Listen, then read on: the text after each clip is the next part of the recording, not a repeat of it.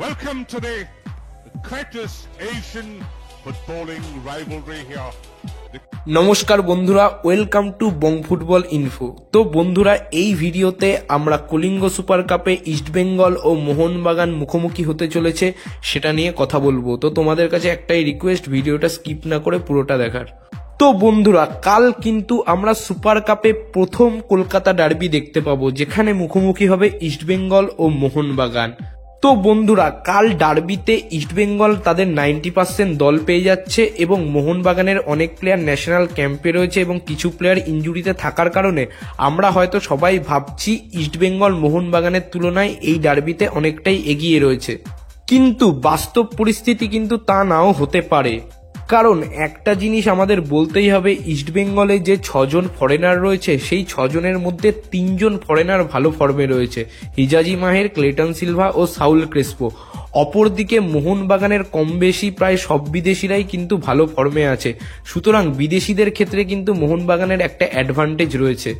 এছাড়াও মোহনবাগানে ডেমিট্রি পেট্রাটোসের মতো একজন প্লেয়ার রয়েছে যার ডার্বির রেকর্ড কিন্তু ভালো, সে এর আগেও বহু ডার্বিতে ম্যাচের রং বদলে দিয়েছে।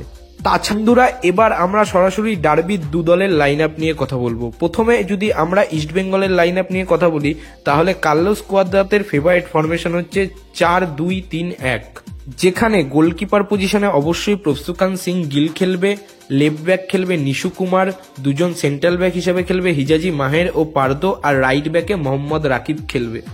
আর মন্দার রাও দেশাই যদি ফিট থাকে তাহলে মন্দার রাও দেশাই লেফট ব্যাকে সেকেন্ড হাফে হয়তো নামতে পারে। এবার যদি আমরা মিডফিল্ডের কথায় আসি, তাহলে দুজন ডিফেন্সিভ মিডফিল্ডার হিসেবে খেলবে সৌভিক চক্রবর্তী ও সাউল ক্রেসপো, অ্যাটাকিং মিডফিল্ডে বর্জা হেরেরা, রাইট মিডফিল্ডে খেলবে হচ্ছে বিষ্ণু এবং লেফট মিডফিল্ডে খেলবে হচ্ছে নন্দা কুমার শেখর।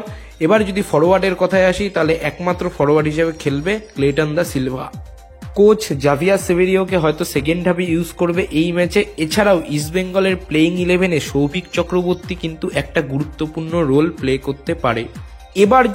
এবার যদি আমরা মোহনবাগানের লাইন আপে আসি, তাহলে ক্লিফার্ড মিরান্ডারও কিন্তু এই ম্যাচে 4-2-3-1 ফরমেশন ব্যবহার করার সম্ভাবনাই বেশি, যেখানে গোলকিপার হিসেবে দেখা যাবে আর্স আনোয়ার শেখকে, লেফট ব্যাক হিসেবে খেলবে রাজা ভাস্কর, দুটো স্টপার হিসেবে থাকবে হেক্টর ইউস্তে ও ব্র্যান্ডন হ্যামিল এবং রাইট ব্যাকে খেলবে আশিস রায়।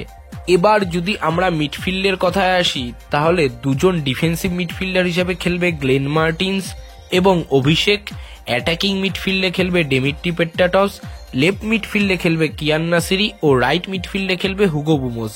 এবার যদি আমরা ফরওয়ার্ডের কথায় আসি, তাহলে জেসন কামিন্সেরই এই ম্যাচে শুরু করার সম্ভাবনা বেশি।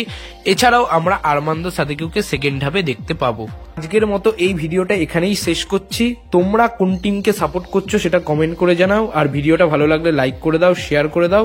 আর সবশেষে একটা কথাই বলবো, দেশ ও বিদেশের ফুটবলের নানা রকম আপডেট ও অ্যানালাইসিস পাওয়ার জন্য আমাদের চ্যানেলটা সাবস্ক্রাইব করে বেল আইকনটা প্রেস করে দাও। তো আজকের মতো টাটা, বাই।